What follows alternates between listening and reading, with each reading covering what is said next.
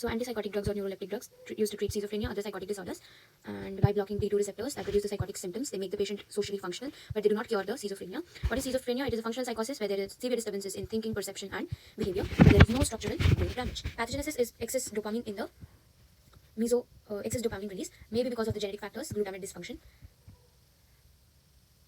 Symptoms of schizophrenia: positive symptoms, brain activity exaggerated, delusions, false belief, auditory, visual hallucinations, disorganized speech, aggressive behavior. Negative symptoms are loss of function, social withdrawal, emotional blunting, lack of motivation, poor attention and memory, which are hard to treat. The long-term therapy, because the pathology still persists, and most of the drugs they are orally given, but intramuscular depot injections with oil are also given. They are maintenance therapy in the schizophrenic patients, and with decanoate and enanthate, flufenazine, haloperidol, and flupentixol. Now we have to understand the classification. Imagine this is a typical classical hospital, and and in this typical classical hospital there is and it is run by old senior doctors, and there is a pro doctor. She is a chlorine queen. So the name of the drug is chlorpromazine. Chlorpromazine is the name of the drug. Now the queen has 3 sons. Okay, there is a security also whose happy birthday is there. Now there is a lone specialist in the old hospital, and that lone specialist has a staff working under him, and the staff under him is one is a vomit cleaner and other are ass. Now in that hospital there are twin doctors of dark thiozanthine ward is there, and there are twin doctors of the ward. Now the drugs that are in the chlorpromazine, 3 sons, trifluo, flufenazine is there, trifluoperazine, and they have piperazine as the side chain moiety, and with piperidine are the thioridazine and mesoridazine. So the 3 sons, trifluoperazine, flufenazine, and thioridazine. The theo named son is riding a horse. Flufenazine, the flu named son, he just makes fun of everyone. So flufenazine. And trifluoperazine, he's a very understanding child, and so he's a perazine. Okay, perazine and phenazine, and the riding one thioridazine. Now the security, his happy birthday is there, and his BP is he is going from hypertension. So butyrophenones, those are haloperidol, benperidol, droperidol, and domperidone. Okay, the drugs are haloperidol, benperidol, droperidol, and domperidone. Now, one thing is to be remembered is all these, the queen and the 3 sons. This is a family, and the name of the family is phenothiazines. Okay. Now again, we come to the lone specialist, the pimozide, and the staff working under him is the metoclopramide, and the ass workers are sulpiride and amisulpiride. Others which are pimozide, sulpiride, amisulpiride, and metoclopramide. Others are just you can remember as benfluoridol, molindone, loxapine, and rimoxicride. Okay. Now we get into the dark thiozanthine ward where there are twin doctors, and those are thixane and thixol. Thixane and thixol. It just sounds like you're fixing something with some agents. Thixane, thixol. So thiothixine and zuclopentixol. So thiothixine and zuclopentixol.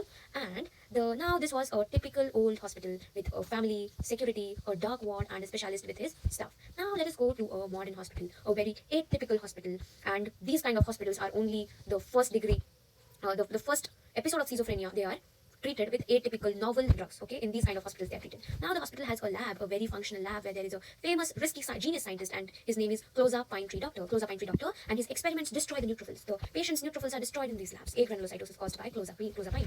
Now there is a beautiful cafeteria where there are 3 stylish doctors of the beautiful hospital, or an atypical novel hospital, are dining, and among the 3 doctors, one is sleeping, one is eating a pizza, and one is talking very politely. So the one that talking politely is risperidone, one who's eating pizza is olanzapine, the olive pizza, and quetiapine is the one who is quietly sleeping. And there's also a person who is also sleeping, and his name is zotapine.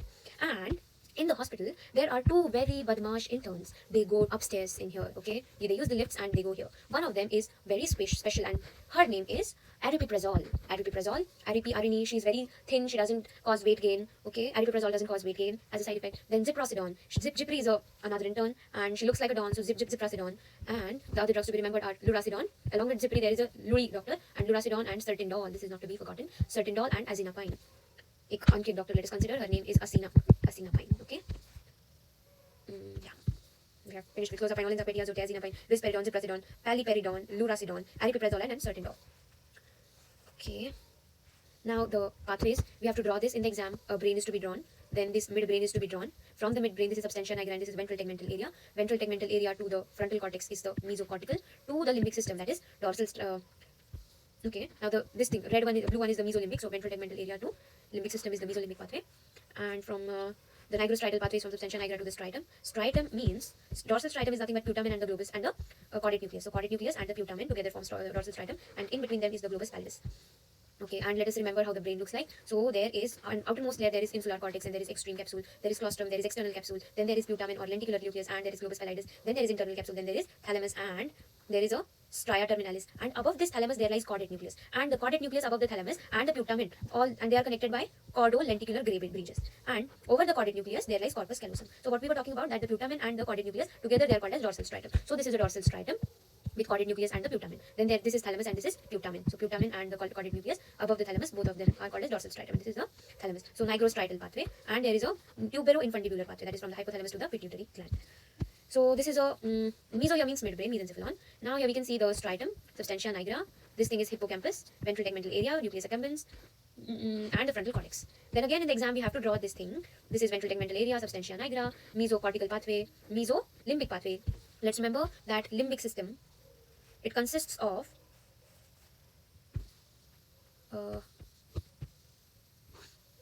basal ganglia, and basal ganglia consist of the striatum, the chordate and the putamen, and the globus pallidus also exists there, subthalamic nuclei are there, and substantia nigra is there. So this is a coronal section of the brain. Okay, this is a coronal section, and here we can see all the structures of the basal ganglia, and this is a corpus callosum, this is chordate nucleus, this is thalamus, above the thalamus there is chordate nucleus, right, and above the chordate nucleus there is corpus callosum, and this is a putamen. So this is, what is this? And this is the nucleus accumbens. Nucleus accumbens lies just below and in front of the thalamus. So yeah, from the substantia nigra to the this thing, striatum, that is nigrostriatal pathway. And if this is disturbed, it will cause EPS. Yes, EPS, because the substantia nigra is not getting its dopamine, and hence abnormal movements will be caused. This is ventral tegmental area, and from ventral tegmental area to the nucleus accumbens, it is called as what? Mesolimbic pathway. And from this is called as mesocortical, and this thing is a tubero-infundibular pathway. And let us see both these pictures: forebrain, midbrain, hindbrain. And midbrain we can see this is thalamus, is not part of the midbrain obviously. This is superior inferior colliculus, and in front of them is the ventral tegmentum area, and this is the tectum, and this is tegmentum, and its cut section, cross section we can see. This is tectum, this is tegmentum, this is substantia nigra, this is cross cerebri. Okay, so tegmentum and ventral tegmental area, and this is the substantia nigra. Now the next thing that we have to see, the mechanism of action of antipsychotics or neuroleptics. So there are 5 dopamine pathways. Antipsychotics mainly block the D2 receptor in the different brain pathways. So there are 5 dopamine pathways: mesolimbic, mesocortical pathway. Its origin of mesolimbic pathway is from the ventral tegmental area, and from here it goes to the nucleus accumbens, and the one that goes to the cortex, frontal cortex, is the mesocortical, and its function, its antipsychotic effect, and its result we have to write.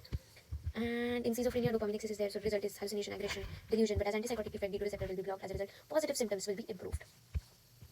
This is a nigrostriatal pathway now. Nigrostriatal pathway. First of all, let us recall the function and the antipsychotic effect and some effect and result we have seen. But function of the mesolimbic mesocortical pathway, it's the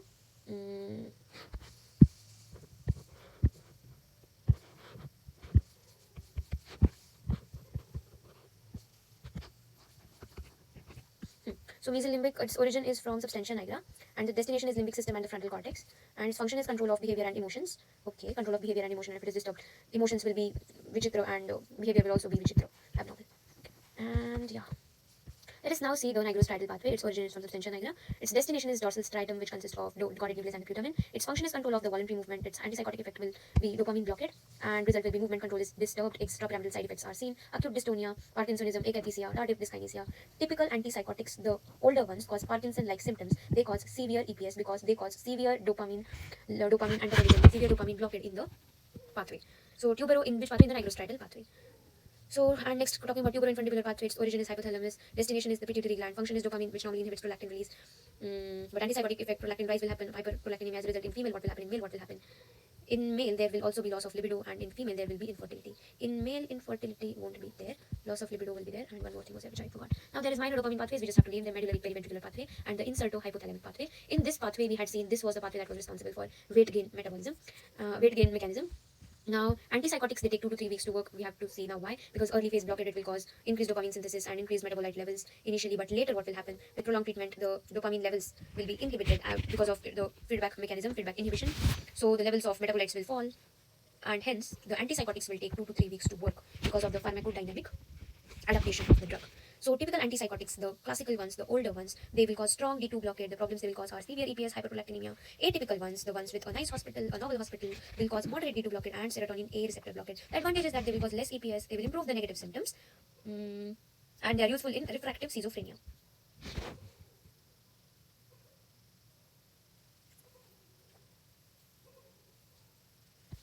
The special drug that we have seen is the aripiprazole. It's a partial agonist at D2 receptor. What is an agonist? Agonist, it produces lower maximal response. An agonist, a full agonist, is one that causes a maximum response. But a partial agonist, it causes lower maximal response. And in presence of other agonists, it can either act as an agonist or a complete antagonist. So this is aripiprazole, and it is a partial agonist at D2 receptor. But in presence of another agonist, which is another agonist here, it is dopamine. What this will do, it will either act as an agonist, a full agonist, or it will act as a competitive antagonist. And that will be dependent on the concentration of the other agonist. So if dopamine is in low levels, the aripiprazole will act as agonist. It will show stimulatory effect on the receptor. But when dopamine levels are very high, the aripiprazole will block the dopamine. It will act as a complete antagonist and it will block dopamine in the receptor.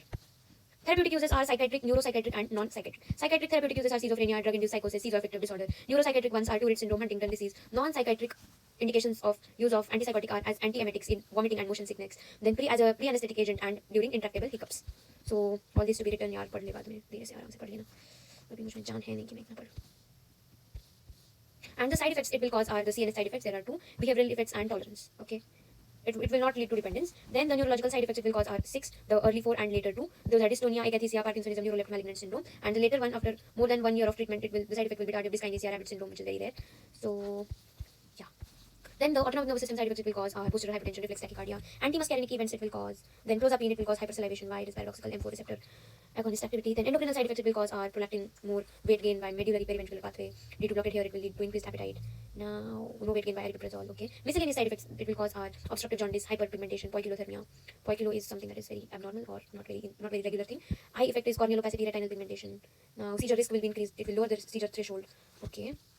And now we have to remember that the queen and the riding sun, they are causing hypertension, tachycardia, and they are epileptogenic effect. Also, they are causing all these things: obstructive jaundice, hyperpigmentation, poikilothermia. And the drug interactions are in presence of antacid, alcohol, anticholinergic, antithyroid. Antithyroid will increase the risk of agranulocytosis, barbiturates, carbazepine, phenytoin, chloroquine. Chloroquine will cause EPS with phenothiazines, the family, lithium, levodopa, oral contraceptives. And the special drugs to be mentioned in the answer are the recently approved antipsychotics. Those are lumateperone, olanzapine plus samidorphan. Okay, samidorphan, cariprazine, and lumateperone is used in schizophrenia in adults with depression, and also it is used for depression with bipolar disorder. Cariprazine, it is used in mania, also for bipolar disorder. Now the mode of action, mechanism of action is lumateperone is an antagonist to central serotonin 2A receptor and D2 receptor. Olanzapine we know already that it's a atypical neuroleptic which does its work by D2 receptor blockade, moderate D2 receptor blockade, and samidorphan it is a mu opioid receptor antagonist. And what is the use of giving samidorphan with olanzapine? That this samidorphan it will reduce the metabolic effects that are caused by olanzapine. Olanzapine was eating pizza and hence it was increasing lipid, glucose, weight gain, and that will be reduced by samidorphan. And cariprazine it is a central D2R partial agonist. That means it's like aripiprazole, and it is also a serotonin receptor partial agonist, and it is an antagonist to serotonin 2 receptor and histamine receptor. And the adverse effects that are caused by cariprazine is tremors, akathisia, insomnia, and weight gain. Under replace it is causing tremor and akathisia. And lumateperone, the adverse effects of that are nausea, vomiting, headache, fatigue, sedation or somnolence, dizziness, dry mouth, hepatic transaminase levels are increased, and allergic reactions. Yeah. Let us now see antipsychotic drugs. They are also called as neuroleptics, drugs used to treat schizophrenia, other psychotic disorders. Their main mechanism: positive symptoms, hallucination, delusion, disorganized speech. Negative symptoms: emotional withdrawal, lack of motivation. Pathogenesis we will see, it involves dopamine excess, genetic factors, glutamate dysfunction. And antipsychotics, their classification into typical and atypical drugs. Let's imagine a brain of schizophrenic patient. And let's see the mesolimbic system of brain. Excess dopamine release is occurring there. The dopamine is flooding the synapse and it overstimulates the postsynaptic neurons. And the brain misinterprets the sensory signals. As a result, patient hears voices, forms delusions, and behaves irrationally. That is schizophrenia. And it is defined as a functional psychosis with severe disturbance in thinking, perception, and behavior without structural damage. There is no structural damage to the brain, but still there is severe disturbance in thinking, vichar perception, anubhuti, and behavior. Symptoms of schizophrenia: positive and negative. Positive means excess of function, negative means loss of function. What are the exaggerated functions due to the exaggerated brain activity? Delusions, false belief, auditory hallucination, hearing various kind of voices, disorganized speech, aggressive or stereotyped behavior.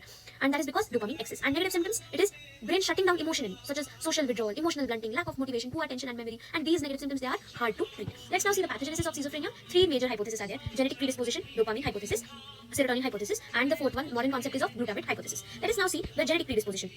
50% risk is in the monozygotic twins and 1% risk in the general population. Risk of schizophrenia increases with genetic closeness. Okay, and this genes that is said to be implicated is uroglulin 1 gene. It's loci on chromosomes these, and but no single gene explains the disease. Dopamine hypothesis says that it is a central concept of antipsychotic pharmacology. Its hypothesis says due to excess dopaminergic activity in mesolimbic pathway, the schizophrenia is occurring, and evidences are there. First of all, of brain imaging. PET scan shows increased dopamine receptor density in schizophrenic brains. Now, drug-induced psychosis. What are the drugs? Levodopa is a dopamine precursor, so that is inducing psychosis. Amphetamine, it makes dopamine release from the neurons, so amphetamine also induces psychosis. Apomorphine, it is a dopamine receptor agonist. So wherever there are dopamine receptors, the apomorphine goes and it acts like dopamine, and thus it induces psychosis. And these drugs, they are worsening the psychosis. Okay. Now, third evidence is of antipsychotic block the dopamine. We know that. And more the blockade, stronger is the antipsychotic effect. And the blockers are haloperidol, chlorpromazine. Fourth evidence shows of dopamine metabolite. It is a homovalinic acid, and this metabolite initially increases as we give antipsychotics, but then it decreases as the antipsychotic drug treatment is prolonged. Limitation of the dopamine hypothesis is if dopamine alone caused schizophrenia, then it should cure the schizophrenia completely. But antipsychotic only control the symptoms. So other neurotransmitters are also involved. Serotonin hypothesis says that And first of all, let's see the observation. There is a drug called as lysergic acid diethylamide (LSD). It stimulates the serotonin receptors and thus it causes hallucination. Lucy, LSD. It is also called as Lucy. It causes hallucination. But we have seen that atypical antipsychotic like clozapine, olanzapine, they block the serotonin receptors. The serotonin may modulate dopamine activity. However, this theory is not fully accepted. Glutamate hypothesis says that there is dysfunction of the NMDA receptors, and that there lies the problem. And its evidence is whenever NMDA receptor dysfunction is occurring because of the NMDA antagonists that are given, that will cause schizophrenia-like symptom. And examples of NMDA antagonists are phencyclidine, and ketamine. And hence these drugs are producing hallucination and thought disorder, which is similar to schizophrenia. And how it is doing all of that is by, let us see what normally glutamate does. Glutamate, it will activate the NMDA receptors, which will regulate the GABA neurons. GABA is gamma aminobutyric acid. And these neurons, they are a sensory gate. They will filter out the signals which are going to cortex. But if the NMDA receptor is dysfunctioned, it is there lies the problem, then the glutamate, it won't be able to activate NMDA, and thus GABA neurons won't be properly stimulated. Then the sensory gate that was there, it will be opened, and without filtering out the signals that are going to the cortex, the signals will reach many to cortex, and as a result, hallucinations will occur. Now, the key concept, for example, to be remembered is the positive symptoms is dopamine overactivity, negative symptoms are NMDA receptor underactivity. So, why antipsychotics works? Let us see. Antipsychotic mainly block D2 receptor in mesolimbic pathway. This will reduce the dopamine signaling and it will cause hallucination and delusions will be improved. There will be improvement of hallucination and delusion. Schizophrenia pathogenesis involves 3 neurotransmitters we have to understand, that is excess of dopamine, serotonin modulation is there, and glutamate NMDA receptors are the NMDA receptor is dysfunctional. It is problematic, and hence glutamate will not be able to bind there. There won't be the filtering out the signals that are going to the cortex, and there will be hallucinations and negative symptoms. So NMDA receptor underactivity is there. Which dopamine pathway is overactive in schizophrenia? Mesolimbic pathway. Why do amphetamine worsen the psychosis? Amphetamines, they release the dopamine. So more they release, more worsening will be worsening of psychosis will be there. Which dopamine receptor is primarily blocked by antipsychotics? Antipsychotics, they will block D2 receptor. And which neurotransmitter receptor is implicated in glutamate? That is NMDA, N-methyl D-aspartate receptor. Why are atypical antipsychotic better for negative symptoms? Let's see further. Antipsychotic potency, it correlates with the degree of D2 receptor blockade. Now, dopamine pathways in the brain determine the therapeutic effects and side effects. Mesolimbic pathway, if blocked, it provides therapeutic effect. Nigrostriatal pathway, if blocked, it gives extrapyramidal side effects. Tuberoinfundular pathway, if blocked, it does hyperprolactinemia. And atypical drugs block serotonin and D2 receptors and hence causing fewer EPS. Now let's walk inside the dopamine highways of brain. Imagine brain, it has dopamine highways carrying signals. Now we have 5 dopaminergic pathways. Each pathway has a benefit or side effect of antipsychotics. First of all, let's see mesolimbic mesocortical pathway. Its origin is from substantia nigra and destination is limbic system and frontal cortex. Its function is controlling of behavior and emotions. In schizophrenia, there is dopamine activity excessive. Hence, the result is hallucination, delusion, aggressive behavior. And if we give antipsychotic, D2 receptor will be blocked. Hence, positive symptoms will be improved. This is a therapeutic pathway. Nigrostriatal pathway, origin from substantia nigra. Destination is caudate nucleus and the putamen. And function is controlling voluntary movement. And if this pathway is blocked by antipsychotics, the movement control, it becomes disturbed, and as a result there are extrapyramidal side effects, EPS. Example, acute dystonia, Parkinsonism, akathisia, tardive dyskinesia. And this is why typical antipsychotics cause Parkinson-like symptoms.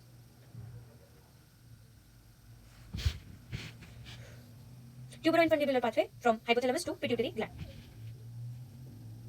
Now, dopamine normally it inhibits the prolactin release. Dopamine, it will decrease the prolactin activity. But when antipsychotics, they will block the dopamine, the prolactin release will be increased. As a result, there will be galactorrhea, amenorrhea, gynecomastia, and infertility. That is due to hyperprolactinemia. Now, 2 other minor dopamine pathways are medullary periventricular pathway from vagus motor nucleus and possibly involved in eating behavior. Incerto hypothalamic pathway from zona incerta to hypothalamus and amygdala. It may regulate sexual behaviors. Mechanism of action of antipsychotic. The central mechanism is D2 receptor blockade. All the antipsychotics, they act as dopamine receptor antagonists, but their clinical potency, it correlates mainly with the D2 blockade. What happens after you start the treatment? In the early phase, both presynaptic, postsynaptic D2 receptors, they will get blocked. Brain reacts by increasing the dopamine synthesis. So dopamine metabolite, homovanillic acid, it increases initially. But later what happens with prolonged treatment? Dopamine release becomes suppressed by feedback inhibition. Dopamine is increasing and it will be suppressed due to its own increased concentration. Then what will happen? HBA and DOPAC levels will fall. What is DOPAC? Dihydroxyphenyl acetic acid. Dihydroxyphenyl acetic acid. Now, other receptor effects are many antipsychotic also block other receptors. This explains many of the side effects of antipsychotic. Alpha-1 receptors when blocked, it will cause hypotension. Muscarinic receptors when blocked, they will cause anticholinergic effects. And H1 receptor when blocked, it will cause sedation and weight gain. Antiemetic effect blocking D2 receptors in the chemoreceptor triggered zone, it will produce anti-vomiting action. Example, metoclopramide and domperidone. Typical versus atypical antipsychotics. Typical or classical antipsychotics, they will cause strong D2 blockade. Examples are chlorpromazine, haloperidol, fluphenazine, thioridazine. The problems they will cause is severe EPS. And they will cause hyperprolactinemia. Now, the atypical second generation, also called as novel drugs, they will cause D2 and serotonin A receptor blockade. Examples are clozapine, olanzapine, risperidone, quetiapine, ziprasidone, and aripiprazole. And advantages of atypical second generation novel drugs are less EPS, better for negative symptoms. and it is useful in refractory schizophrenia. Special drugs are aripiprazole. Its unique mechanism is by partial agonist at D2 receptor, meaning it stabilizes the dopamine activity. When there is low level of dopamine, it will stimulate the dopamine release, and whenever it will stimulate the receptor, and whenever there is high dopamine, it will block the receptor. So it acts as dopamine stabilizer, and hence it is a partial agonist at D2 receptor. Now let's remember three dopamine pathways: mesolimbic, nigrostriatal, and tubero-infundibular. If D2 receptors are blocked in the mesolimbic pathway, it will treat psychosis. When blocked in nigrostriatal pathway, it will cause EPS. And tubero-infundibular, if D2 is blocked there, it will cause hyperprolactinemia. Which dopamine pathway produces EPS after antipsychotic therapy? It is nigrostriatal pathway. Why do antipsychotic cause galactoria and amenorrhea? It is due to hyperprolactinemia. Which receptor blockade correlates with antipsychotic potency? D2 receptor. Why do atypical antipsychotics produce less EPS? Because they block the D2 receptors moderately, and they block serotonin receptors also.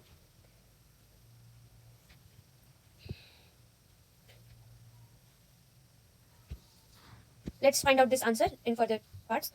This answer, which antipsychotics act as partial D2 agonist? It is aripiprazole. Let's now see. Let's say we are in mesolimbic pathway. It's emotional thought circuit connecting the ventral tegmental area and the nucleus accumbens and limbic cortex. Here, dopamine is the key neurotransmitter controlling salience, perception, reward. But in psychosis like schizophrenia, what occurs is dopamine firing, then brain starts attaching meaning to things that are not real, delusion, hallucination, disorganized thought. Antipsychotics, they will block the D2 receptor in the pathway. Okay. Antipsychotic drugs. Why antipsychotic take 2 to 3 weeks to work? Immediately after giving antipsychotic, what will happen? Brain reacts by increasing dopamine neuron activity, increased dopamine turnover, increased number of receptors. So initially dopamine activity is paradoxically increased, but after 2 to 3 weeks, persistent D2 blockade, it will cause dopamine neuron firing will be reduced because of blockade has been persistent. Then psychotic symptoms will start improving. This is why sedation is the immediate effect and antipsychotic effect is delayed of 2 to 3 weeks around. Example, this delay is pharmacodynamic adaptation and not slow drug absorption. It is a pharmacodynamic adaptation where when there is persistent D2 blockade, the dopamine neuron firing is released. Route of administration of antipsychotic drugs are mostly oral, but some patients they forget to take medicine, refuse the therapy, and relapse frequently. So we give them depot injections with long-chain fatty acid ester, that is injected IM in oil. Example: flufenazine enanthate, flufenazine decanoate, haloperidol decanoate, and flufenthixone decanoate. IM depot when given, it will slowly be hydrolyzed by plasma and tissue esterases, and active drug is released for weeks. So clinical use is maintenance therapy in schizophrenia. Antipsychotics, they are not curative. They will not cure the schizophrenia. They will reduce the psychotic symptoms. They will make the patient socially functional, but they do not cure schizophrenia. Why long-term therapy is required? Because of underlying pathogenesis, it still persists. Main therapeutic uses of the antipsychotic drugs are first of all schizophrenia. This is the main indication, but remember, some patients do not respond. Complete cure is rare. Chronic patients may develop tardive dyskinesia after long use. After long use, tardive dyskinesia is there. Choosing the drug, it is important. For the first episode of schizophrenia, start with atypical, the classical antipsychotics atypical antipsychotics that are the newer ones, the novel ones, olanzapine, risperidone, aripiprazole. Reason it is because they have better safety profile and they have less EPS is there. But we have to note that if a patient was previously stable on typical antipsychotics, then do not change the drug unnecessarily because differences within the group are less and between the groups are more. So do not change the group. Atypicals are not necessarily more effective than classical drugs. Now, drug-induced psychosis, antipsychotics also treat the psychosis caused by LSD, amphetamine, and they will be treating the infectious delirium. These drugs suppress the dopamine overactivity causing hallucination. Schizoaffective disorders. This has two components, psychotic and mood component. The schizo component and the affective component. Schizo component, it will be treated by antipsychotics, and affective component will be treated by, if there is this depression, add the antidepressant, and if there is mania, add mood stabilizer such as lithium. But lithium alone is slow acting, so initially combine the neuroleptic or antipsychotic or lithium. Other therapeutic uses of antipsychotic are Tourette syndrome, where there are motor tics, vocal tics. Tics is sudden, repetitive, rapid, involuntary muscle movement of vocalizations, sounds that are difficult to control. Also, there is obscene speech coprolalia, uncontrollable, involuntary utterance of obscene, vulgar, or socially inappropriate words, phrases, often occurring as a complex vocal tic in condition like Tourette syndrome. And the drug that we give here is haloperidol. Alternative is pimozide, but pimozide, it causes QT prolongation. Huntington disease features chorea, dementia, behavioral disturbances. So let's imagine Huntington disease as a hunter who is doing chorea. There is dementia, he's forgetting things, and there is his behavior disturbance. And the treatment that we give him is haloperidol and chlorpromazine. It will reduce the chorioathetoid movements. Antiemetic action. Most neuroleptics, they will block the D2 receptors in CTZ, chemoreceptor trigger zone. That zone is in the area postrema of medulla, and whenever the neuroleptics, they will block the D2, they will suppress vomiting. An example of antiemetics are prochlorperazine, metoclopramide, domperidone. We have to note that these have little or no antipsychotic action because they do not block the D2 receptors in the mesolimbic dopaminergic pathway. Strongly. Motion sickness exception. The drug used in motion sickness is promethazine, not because it will block dopamine, but because its quality of antihistaminic and anticholinergic, antiemetic and anti-motion sickness. Hence, no risk of EPS. As a pre-anesthetic medication, antipsychotic drug is used, such as promethazine. Why useful before surgery? Because it provides sedation, antihistaminic property, anticholinergic effect, and antiemetic effect. Neuroleptic analgesia. It is a form of conscious sedation. Okay, conscious sedation. Combining a potent opioid is combined there, such as phenytoin, and a tranquilizer neuroleptic such as droperidol to produce profound analgesia, calmness, and detachment without the loss of consciousness. Consciousness of patient is not lost. It is utilized for minor procedures, diagnostics, and in veterinary medicine, though its popularity has been waned. So, neuroleptic analgesia, it is by combining droperidol and fentanyl. It produces analgesia, sedation, emotional indifference, and the state is called neuroleptic analgesia. Intractable hiccups. Several severe persistent hiccups can be treated with chlorpromazine and haloperidol. Mechanism is not clearly known. CNS behavioral side effects of antipsychotics are the antipsychotics, they suppress the erectile activating system, so they cause sedation, psychomotor impairment. Sedation is more with phenothiazine, clozapine, olanzapine, quetiapine. Less sedation with haloperidol, pimozide. Latent period of antipsychotic is 2 to 3 weeks due to low dopaminergic adaptation. Depot antipsychotics, flufenazine decanoate, haloperidol decanoate. First line for first episode of schizophrenia is atypical antipsychotics, the newer ones. Tourette syndrome drug is haloperidol. Antiemetic neuroleptics are prochlorperazine, metoclopramide. Pre-anesthetic drug is promethazine, neuroleptic analgesia by combining neuroleptic with opioid. Yes. Now let's go in the basal ganglia where we will learn about why antipsychotics cause neurological side effects. Now there's the nigrostriatal dopaminergic pathway from substantia nigra to striatum, and here normally there is a balance between dopamine and acetylcholine, dopamine which inhibits movement and acetylcholine that promotes the movement, which controls motor activity. But when we give antipsychotics, D2 blockers, dopamine activity reduces and acetylcholine influence increases. Now this imbalance that causes extrapyramidal symptoms. Now there is characteristic identity of each drug that we have to understand. Butyrophenones, haloperidol, its advantage is high potency, fewer anticholinergic effects, depot injection available and no weight gain. Whereas disadvantage is severe EPS, tardive dyskinesia risk. And what is tardive dyskinesia? It is potentially irreversible medication-induced neurological disorder characterized by involuntary repetitive movements such as lip smacking, tongue thrusting or blinking resulting from long-term use of dopamine-blocking drugs. It often affects face, mouth, trunk and limbs. Now when there is very strong D2 blockade, excellent antipsychotic effect is observed, but motor side effects are common. Pemozide, advantage it's long-acting, high potency, good for maintenance therapy, but disadvantage is QT, interval elongation, prolongation and risk of hypokalemia. Sulpiride, advantage is less EPS than haloperidol, less sedation, fewer autonomic effects, and disadvantages are gynecomastia due to increased prolactin and poor absorption. Amisulpride is better absorbed, long-acting version of sulpiride. Atypical antipsychotics, these drugs block D2 receptors and serotonin receptors, so they produce less EPS. Clozapine, advantage best for resistant schizophrenia, works on positive negative symptoms both. It has least EPS. We have to understand the drug with least EPS is clozapine, and its disadvantages, it is very important to know, its disadvantages are agranulocytosis, that is decreased neutrophil count, weight gain, diabetes risk, hypersalivation, seizures. Drug of choice for treatment of resistant schizophrenia is clozapine. Drug of choice for resistant schizophrenia. Olanzapine, similar to clozapine, advantages no agranulocytosis. Disadvantage is weight gain, hyperlipidemia, diabetes. Risperidone advantage high efficacy and no EPS at low dose. Disadvantage is EPS at high dose, gynecomastia, postural hypertension, cardiac arrhythmia. Quetiapine, advantage same benefits as risperidone that are high efficacy and no EPS at low dose. But disadvantages are, and advantages that it is less potent. Disadvantage are postural hypertension, dry mouth, cataract risk, weight gain. Ziprasidone advantage are no weight gain, depot injection available. Disadvantage is QT prolongation. Aripiprazole is special drug, partial D2 agonist, no EPS, no weight gain, no endocrine effect, and it is long acting. Very important. Aripiprazole. Lurasidone advantage least EPS, less weight gain, lower risk of tardive dyskinesia. Phenothiazines, chlorpromazine advantages that cheap, disadvantages severe autonomic side effects, endocrine disturbances, low potency. Thioridazine advantages low EPS, disadvantages cardiotoxicity, arrhythmias. Fluphenazine advantage high potency, depot injection available, and disadvantages high EPS, tardive dyskinesia. Neurological side effects of antipsychotics are of classical typical antipsychotics early in the treatment are dystonia, akathisia, Parkinsonism, neuroleptic malignant syndrome. In the late period of treatment are tardive dyskinesia and Dravet syndrome, perioral tremor. Dystonia is muscle spasm of mouth, of tongue, face, neck and back. We can see torticollis, that is the sternocleidomastoid muscle, it is getting spasm, and there is tongue protrusion. All these are examples of dystonia. Its treatment is diphenhydramine and promethazine because of its antihistaminic and anticholinergic property. Now let us see akathisia. Akathisia is nothing but inner restlessness. It is characterized by specific behaviors like pacing, walking on the spot, shifting weight from foot to foot, rocking back and forth, crossing or uncrossing legs or fidgeting. That is akathisia. Extreme motor restlessness, cannot sit still, keeps moving legs. Propranolol we can give the patient, diphenhydramine we can give the patient. Drug-induced Parkinsonism, D2 blockade is happening, decreased dopamine in nigrostriatal pathway, so ACH dominates, symptoms are tremor, rigidity, bradykinesia, mask-like face, and treatment includes trihexyphenidyl, benztropine and procyclidine. And important concept to be noted here that we do not give L-DOPA because it can worsen schizophrenia. L-DOPA is a precursor of dopamine. Neuroleptic malignant syndrome, NMS. It's a life-threatening emergency characterized by the symptoms of NMS are hyperpyrexia, muscle rigidity, severe muscle rigidity, autonomic instability, increased creatine kinase, increased myoglobin. Now its mechanism is it centrally blocks the dopamine and muscle damage is caused. Treatment is by stopping the antipsychotic. Dantrolene we can give the patient, diazepam we can give, bromocriptine which is a dopamine agonist we can give the patient. Now Dravet syndrome, it's a late complication, rapid chewing movements of mouth, anticholinergic drugs are used to treat Dravet syndrome. Tardive dyskinesia, it's the most feared complication, orobuccal lingual movements, chewing motions, tongue protrusion, and chronic D2 blockade will cause dopamine receptor supersensitivity, so as a result it will cause excess motor activity. Now early EPS we can see dystonia, akathisia, Parkinsonism and neuroleptic malignant syndrome. Then in late EPS we can see tardive dyskinesia and Dravet syndrome. The antipsychotic that causes maximum EPS is haloperidol, where if the patient takes haloperidol it will cause excessive abnormal movements in the patient. Drug for resistant schizophrenia is clozapine. The drug that causes agranulocytosis is also clozapine. The drug with partial D2 agonist activity is aripiprazole. Okay, now let's imagine hypothalamus, pituitary, autonomic centers and peripheral receptors that will react to dopamine blockade. Antipsychotics block dopamine D2 receptors, but they also hit alpha-adrenergic, muscarinic and histamine and serotonin receptors. Because this wide receptor blockade, many systemic side effects appear. So autonomic nervous system side effects, let us see. let's first move to peripheral autonomic receptors where alpha-adrenergic blockade will happen, and especially low potency phenothiazines will block the peripheral alpha-1 receptors. What will happen? Alpha-1 receptor, they mainly maintain the vascular tone, but when blocked, the blood vessels will dilate, blood pressure will fall. As a result, postural hypertension and reflex tachycardia will happen. So what's the mechanism? The antipsychotic drug, it will do alpha-1 blockade, vasodilation, decreased venous return, decreased blood pressure and reflex tachycardia. Drugs that cause it commonly are high-dose, low-potency phenothiazines, chlorpromazine, thioridazine. Lower risk drugs are fluphenazine, haloperidol, pimozide, loxapine, olanzapine, ziprasidone. Additional effect that we can see is in the genital organs where alpha blockade will happen, there will be loss of libido and ejaculation delay. Now the antimuscarinic effects that antipsychotics will cause is M1 receptor blockade, but normally parasympathetic activity that goes on is salivation, gut motility and bladder contraction. But if M1 receptors are blocked, dry mouth can be seen, then constipation is seen and urinary retention is seen, as well as blurred vision is also the side effect. Pupil dilation does not occur strongly because alpha blockade counteracts it. Usually in parasympathetic activity, meiosis occurs, that is the pupil is not dilated, it is constricted. But if antipsychotic is given, it will cause antimuscarinic effect and it should dilate the pupil. But that does not happen because alpha blockade, it counteracts it.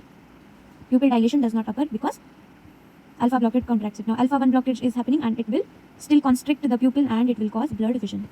Special drug exception is clozapine. Even though it has antimuscarinic action, it causes paradoxical hypersalivation. We must remember, guys, that it causes paradoxical hypersalivation even though it is doing antimuscarinic action. Why? Because it stimulates M4 receptor in salivary gland. Drug with fewer anticholinergic effects are fluphenazine, thiothixane, haloperidol, pimozide, risperidone, quetiapine, ziprasidone. Endocrinal side effects, now we go to the pituitary gland. Inside anterior pituitary, there are normotrophs cells. And normally what happens, dopamine, it inhibits the prolactin, dopamine from hypothalamus. It inhibits the prolactin from anterior pituitary. So when there is dopamine, it will put a brake on prolactin. But when antipsychotic block D2 receptors and there is no dopamine, the brake will be failed and the prolactin rise will occur. So D2 blockade increased prolactin endocrine symptoms. And the clinical effects that will be seen in females and males will be different. Galactorrhea, amenorrhea, infertility in females. What is galactorrhea? It is unexpected leakage of milky nipple discharge in non-pregnant, non-breastfeeding individuals, often caused by high levels of hormone prolactin. In males, gynecomastia, decreased libido and impotence will occur. Now how the infertility is caused, let us see. The increased prolactin, it will inhibit FSH and LH, which will not let ovulation occur and hence infertility will take place. Now let us see the weight gain mechanism. Now there is a thing called as medullary periventricular pathway. When D2 blockade is occurring, it will activate the medullary periventricular pathway, which will cause weight gain by increasing the appetite. So D2 blockade is occurring, the medullary periventricular pathway is activated and it will lead to increased appetite and increased weight gain. So serotonin blockade also contributes to the weight gain. Also this is contributing the weight gain. Drugs with weight gain are phenothiazine. We know phenothiazine is a family. Haloperidol is the security of the castle of the typical hospital. Clozapine is the new hospital's lab. Olanzapine is the person who is eating pizza in the cafeteria. Less weight gain is caused by risperidone, quetiapine. Quetiapine is sleeping quietly. Risperidone is talking politely in the cafe. Ziprasidone is a gypsy intern in the new hospital. In the atypical hospital, sulpiridine is a miscellaneous typical antipsychotic drug. Almost none of the weight gain is caused by aripiprazole, and it's like spelled like Arini and Prazole, and it does not cause weight gain. Arini is not a fat girl. So miscellaneous side effects that are seen is especially with phenothiazines. Jaundice type obstructive jaundice is caused. Hypersensitivity reaction occurs in the liver, and the features are increased bilirubin without fever. Photosensitivity, UV light oxidizes the phenothiazines, then pigment formation occurs, pigment deposit in the melanin, it results in sunlight reactions. Eye effects, long-term use of the antipsychotics such as chlorpromazine, thioridazine. They are high-dose, low-potency phenothiazines. They will block the alpha-1 receptor and corneal opacity, and retinal pigmentation will occur, but it is reversible after stopping the drug. Then there is seizure risk with chlorpromazine and thioridazine, and they lower the seizure threshold, so they increase the epileptogenic effect. Now, poikilothermia, the phenothiazines, they impair the hypothalamic thermoregulation, and thus body temperature control is dysregulated. It causes hypothermia in the normal environment and hypothermia in the hot environment. Characteristic toxicity of specific drugs is clozapine. It's most important as per it causes agranulocytosis. It occurs in 1 to 2% of patients in 6 to 18 weeks after starting the therapy. It does bone marrow suppression. It decreases the neutrophil count. There is risk of life-threatening infection. Monitoring rule is to be followed in this condition. Weekly blood counts initially should be done. Drug interactions with antipsychotics. Antacids, they decrease the absorption of antipsychotics. Anticholinergic, they increase the anticholinergic toxicity. How? The antipsychotics, when they will react with anticholinergic drugs, and they themselves will cause anticholinergic activity, and hence toxicity will be there. Alcohol, it will increase the sedation. Antithyroid drugs, they will increase the agranulocytosis risk with clozapine. Clozapine is the lab technician. He's the very experimental scientist. Barbiturates, they will decrease the antipsychotic effect. Carbamazepine, phenytoin, they will decrease the antipsychotic effect and seizure, and they will also decrease the seizure threshold. That is, they have epileptogenic effect. And chloroquine, it may cause EPS. Lithium, it increases neurotoxicity and risk of neuroleptic malignant syndrome. Levodopa, it will decrease the efficacy of both drugs. That means it will decrease the efficacy of antipsychotics. Oral contraceptives, they will increase the hyperprolactinemia.